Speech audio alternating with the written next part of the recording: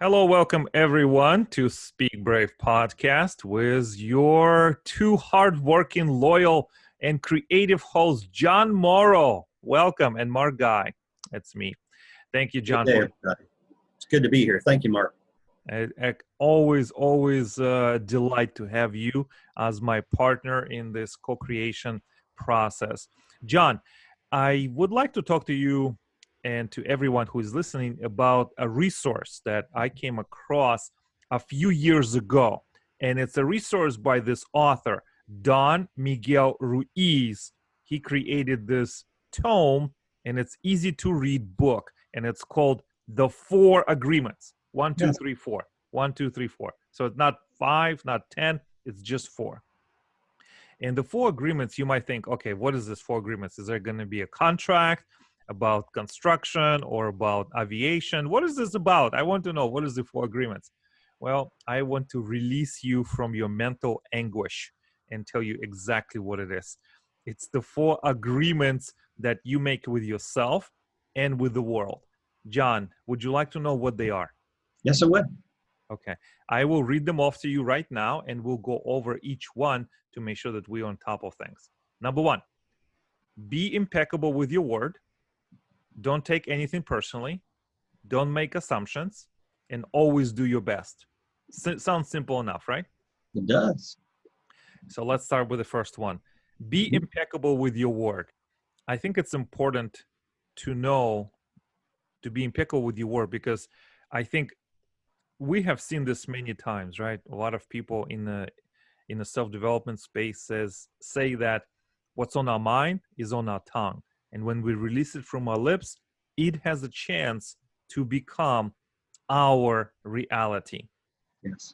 And when we dilute our credibility, our honesty, and our presence by saying things and breaking those patterns, and I mean, who can trust us then? I mean, we break everything. We lose our credibility, and you know what, John? People in glass houses shouldn't throw stones. You have heard Mm-hmm. this before. Right. So I will be the first one to admit that I'm still working through this. I am still working through this to myself, and we expect the world, uh, just to be perfect and not messy. But the reality of it is, life is messy. Go ahead, John.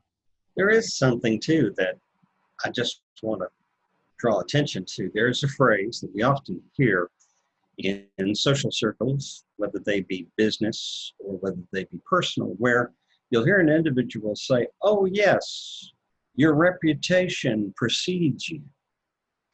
It's kind of an interesting dynamic where that comes from, but it has to do with the fact that long before we actually met the person personally for the first time, or even for that matter, had an audible oral conversation with that person through some type of a device like a telephone, there already was a reputation for what they did or how they did or why they did what they did that had preceded them through word of mouth and through the consequences or the blessings of the actions that they had done and performed and undertaken in whatever particular area Mm-hmm. that they were involved in. So you're right, an impeccable reputation for giving the best quality in everything that you do and in how you carry yourself with the public, whether personally or in business, is something that speaks far more than anything published.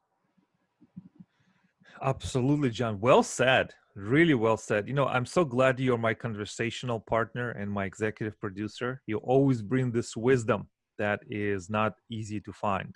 And I feel that reputation and the way that you carry yourself, I think knowing this, it gives us courage and hope that we are in control of it to a large degree. Our actions or inactions, our words or lack of words, or certain behaviors dictate, create, build, and maintain our reputation. So, in large part, it is you, it is I, it is we who are responsible for it. And we have that great sense of control. So, if I know it's a double-edged sword, right? There's exceptions and there's a lot of things that are happening, but in large part, it is you. So please stop blaming anyone for anything and step up in your life and just own your actions so you can move forward. So that's number one. Be impeccable with your word, and that by virtue of words, it will also translate to your behavior. So the next agreement is don't take anything personally. That's a hard one. That's such a hard one, John. Don't take anything personally. As a human, you have talked about this at length, and I have as well. You talked about Star Trek and Vulcans, that they remove emotions, but we humans, we don't have the ability to remove emotions. We may try, we may have strategies, but we have emotions. This is, in the rare cases when there's a cognitive disorder, emotions are minimized or volume is turned down, but everyone has a range of emotions. And what I'm talking about, there's anger, sadness, love, compassion, care, curiosity. There's all these emotions. And if we are dealing with people, especially on social media or because of the health crisis, we spend a lot of time more online or in person, there is always going to be misunderstandings. There's always going to be opportunities where something is misinterpreted or misunderstood, even without the health crisis. And I think we create our own injury to our own ego when our expectations are not met for whatever reason. And mind is also, among other things, is a storyteller.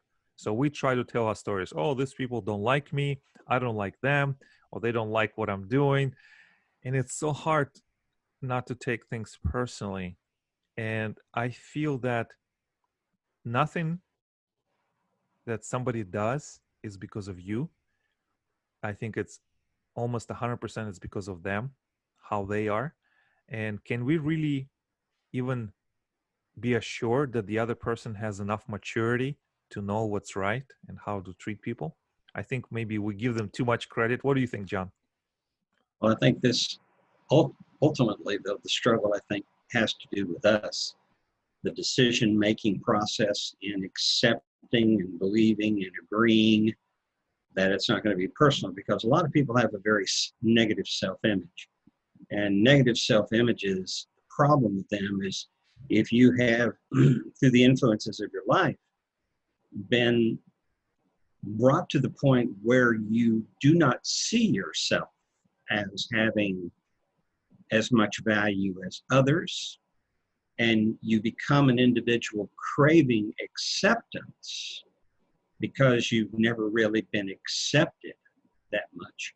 Your image of yourself is extremely poor. It's damaged. It may even be diseased.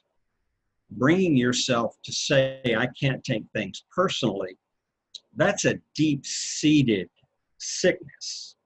I call it a sickness. Call it whatever you want to. Call it even a cancer if you want to. I think the biggest problem that we have in life is that we take things personally because we don't have confidence in ourselves. There's a phrase that I like. I am comfortable in my own skin. And so you can say what you wish. It does not alter the fact that I know I am good enough, I am capable, and you can choose to respect me or not respect me, but that's on you. That's not on me. I will not change simply because you think I don't measure up to your standards. Now, that's getting a little bit outside of it, because to be able to say that phrase, I don't take it personally, it's just business. It's kind of like The Godfather, it's not personal, it's business. Oh, Yeah, and then I'm going to shoot you in the head. You no, know, let's no, but that's the world we live in. So we have to really I yeah, I'm, I think it's always personal. It's, you may say it's business, but the reality is it's always personal. yeah, and the old adage, sticks and stones may break my bones, but words will never hurt me, is the biggest farce I've ever heard, because as I've grown in my lifetime, I've realized you can heal from a stick or a stone or a hit or a punch or a fall, but healing from words that have inflicted damage to your emotional psyche is something that you can never entirely get over. There is this aspect of us that once the damage is done here in the brain, that emotion will always be there, and it takes just the right set of circumstances to snap and bring that emotion out, and suddenly you are in a bad place, a dark place, Yeah. person. This has so many different topics we can go and discuss. And I would like to continue with the four agreements. And I feel that there's a point of discussion that where you said that sticks and stones won't break my bones, but is it words? Words will never hurt me. I think this is powerful as a value of melodic melody in words. So if you are a communicator and if you can create a catchy phrase, or the ones that words just build into each other without resistance, or they just flow into one another, you can tell the world many things, and people may buy it consciously, unconsciously, with resistance, without resistance, which is a topic for another discussion. Yeah, And I think what you have brought up, John, is very emotional, it is. very powerful, whether we admit it or not. And when I say try not to take things personally, is I'm looking for constructs in your own brain. I'm looking for strategies where you can understand how to build resilience, how to build confidence, not wish for it, but strategies that we can use. And I think you're right. When somebody craving approval, I think all people do. And there's people who really need it. And I think it takes us as leaders to offer compassion and grace and kindness to extend our attention to this individual and really see them and offer this without any expectation of any gain, but offer this for them as a gift from one Unselfish, an unselfish characteristic. from one human to the next. Yes. And I think when we can do that, if we grow, they grow. I mean, you're not responsible what they do with it for the Yeah. rest of their. You are only responsible to do what you can. And when I say don't try to take things personally, is I would say develop a list or a checklist of questions. Put it in your phone, perhaps put it in your notebook and say, okay, Yeah. is what's happening really true? Is what he said or she said, is that really true? Yeah. And then ask yourself this before the story Netflix starting in your brain is this really what's happening? Am I interpreting this correctly? Maybe you are. Maybe everything in your brain, maybe you really do feel it's the same, but I think it would be judicious for us to really ask ourselves, is this true? Is this really what's going on? And is there something else that's driving that person? Hmm. We just got caught in a crosshairs or this type of situation. I gotta tell you, I was walking outside a public library a few years ago and just walking, minding my own business. And there was this gentleman I saw him walking across, and there was a little bit awkwardness, and he was talking to himself or about something. And then he said, "Good morning." And I didn't say good morning fast enough. So he turned around, and he was a big guy and very aggressive. And he said, "It's such a good morning. You cannot say good morning or hello." So he was looking for a fight. He was looking to instigate and start a physical altercation. I recognized that quickly and quickly had to de-escalate and say good morning, sorry, and then I just walked away. But there will be people who will look to escalate conflict, and it has Mm. nothing to do with you. And you, Ah, as a member of that's society, you have to see through this yes. and recognize that this conflict, this escalation is not worth it. It's not It's about emanating you. from them. It's not about you, so it's not personal. And there may be some mental hygiene that needs to be updated, performed, or perhaps exercised Yeah. for that person to really, just release and be okay with who they are. But there was a lapse in that social contract.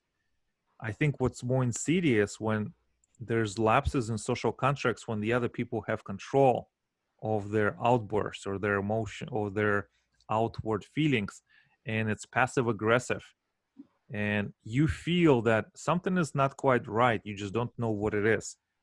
And I would just implore you as a listener, and just like what John said, you're valued. You're valued. You're valued in our eyes and in the eyes of the people that love you. You have value, and find a way to build resilience, not defense. Defense is also important, but resilience. I think resilience will carry you through, and so you can stay open to the opportunities while be protected from influence of others. What do you think, John? Well, I will say this about resilience. For me, and my power word, it is the first letter of resolve. And that's something that you have to intentionally do. You have to intentionally understand, as you were quick to point out, that circumstances aren't always as they seem. You have to look at it through the eyes of, they obviously have a problem, but don't take it personally, because the best thing to do is either de-escalate it or walk away. Absolutely. It's what Brendan Bouchard says. When somebody wants to give you their crap, CRAP, you say, no, thank you. Please keep it for yourself. Please, please, please. I don't want to take any part of it. So that was the agreement number one. Two, so be impeccable with your word is number one. Don't take anything personally. And number three, which is very related to number two, is don't assume anything. Yeah, there you go. Big problem. Assumptions. Assumptions, because I think John, you are an expert in brain health and understanding how to optimize your brain through senses and sensory experiences, and to keep up to date on the brain health developments. And this is promotion for John to check out his podcast, I Never Noticed, as well. And I feel that as a brain, somebody who is the owner of the brain, somebody who is the operator, brain, among its many other things, is looking for shortcuts. It looking for, okay, I see pattern. The brain talk to itself, let's say, or okay, I see Mhm. a pattern. It will save energy. So I've seen this before. There's markers, there's signals that signal to me that, okay, I've seen this before. It's a shortcut. I can skip the hard work of understanding. Let me just quickly jump to this conclusion, or this assumption. And I think it's a marvelous thing, because the brain saves energy and it saves time, and it wants to survive and it wants to be optimal. But I think as the owner of the brain, as the operator of the brain, I think it would behoove us to stop and think, is this really an assumption? Have I seen this before? Is this really what's happening? Am I in a good enough mental, emotional state to really respond to this? John, what is your opinion on this? In life, we've heard the phrase, the road less traveled. The problem is with assumptions in my thinking is that you are taking shortcuts, but the shortcuts you're taking are more about convenience and about the perception that we have that we already have it figured out. And that can be a very faulty way of thinking and can lead to problems developing and arising, whether in the situation or whether in the relationships. Sometimes we have to be very thorough in our listening and observing. One of the components of I Never Noticed is that there is a degree of essential intentionality that we need to practice in our observation skills when confronted with specific situations and particularly with relationships.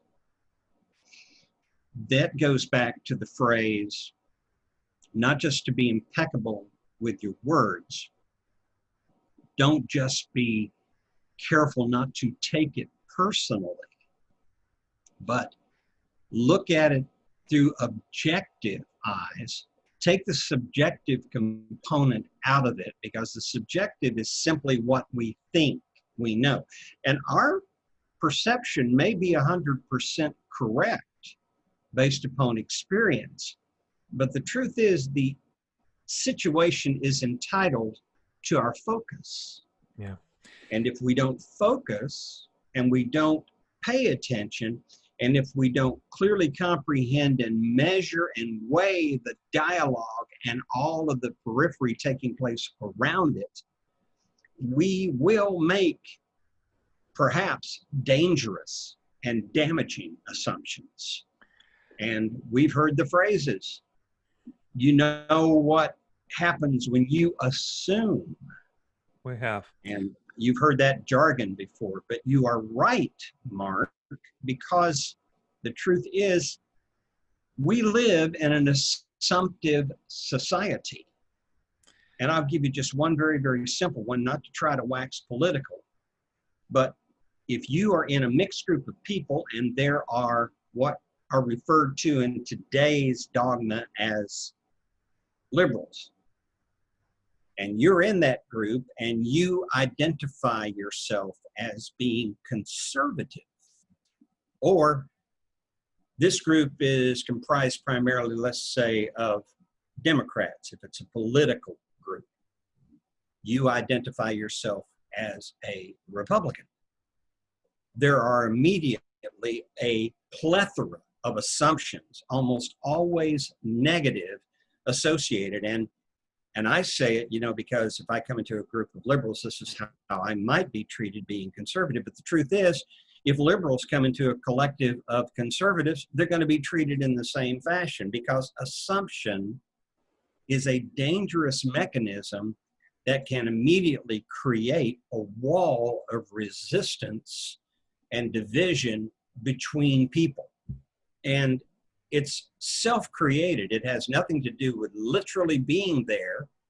It was put there on purpose because we didn't stop and listen with an open, objective, empathetic mindset. Thank you, John. I feel that you're right. There's always room for more empathy. There's always room for better listening. And I feel that I am grateful that there's a lot of role models in my life who show me that empathy and kindness are strengths. They're not weaknesses. So I feel that empathetic listening and seeing the person truly to their core and without judging them or adding those layers that may or may not be true, it's not necessary. So I am bullish, and I'm bullish on empathetic listening and kindness. I would like to continue with the four agreements. And the final one is always do your best.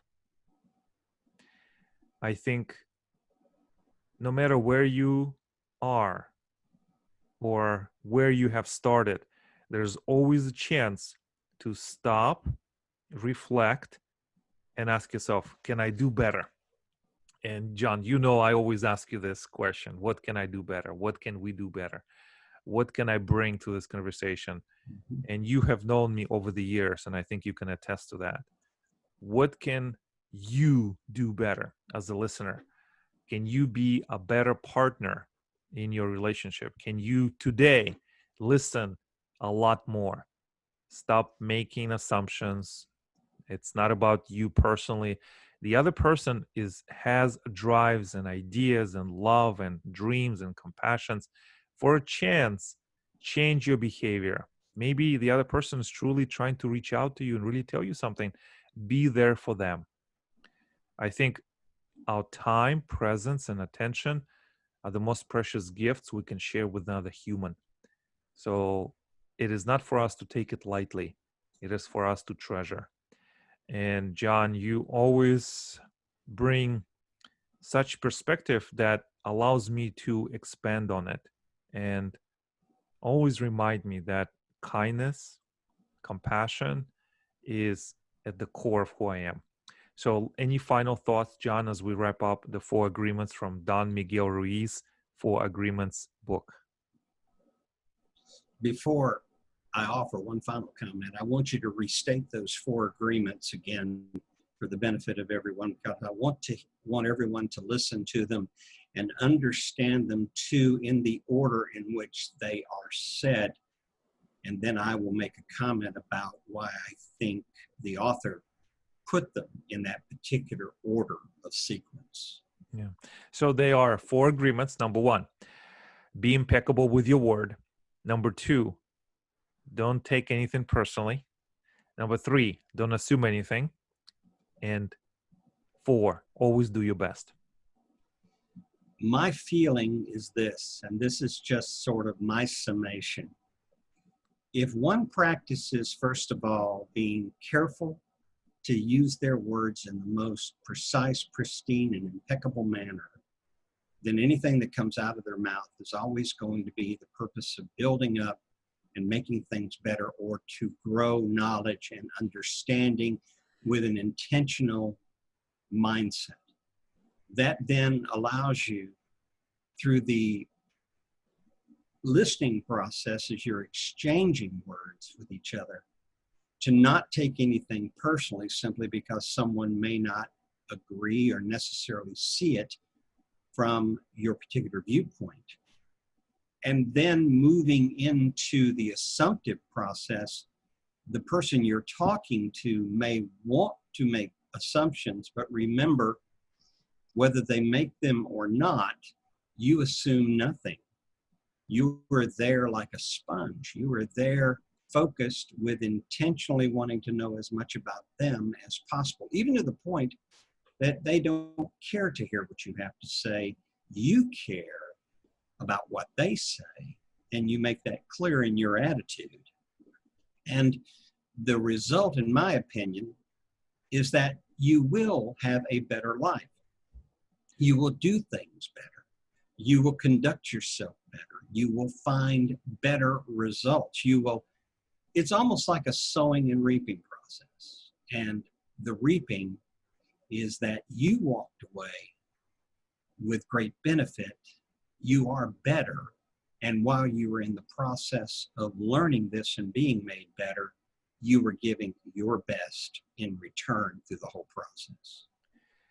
Thank you, John, for this final words. We are coming to the end of the recording. I hope this discussion stirred up some thoughts for you. And so you can look into the resource by Don Miguel Ruiz, The Four Agreements. Also, write to us, letting us know what you think, and also perhaps additional references that have helped you to become, to give yourself the tools to be free, to be a better person. I think it's about quality of life. Thank you, John, for your presence and for My your pleasure. contribution. Thank you, everyone, for listening today. And make sure if you are not a subscriber yet, subscribe to Speak Brave podcast. Also, check out John Morrow's podcast, I Never Noticed, and share this information with everyone that you care about in your world. And we'll see you next time. Don't forget to speak brave.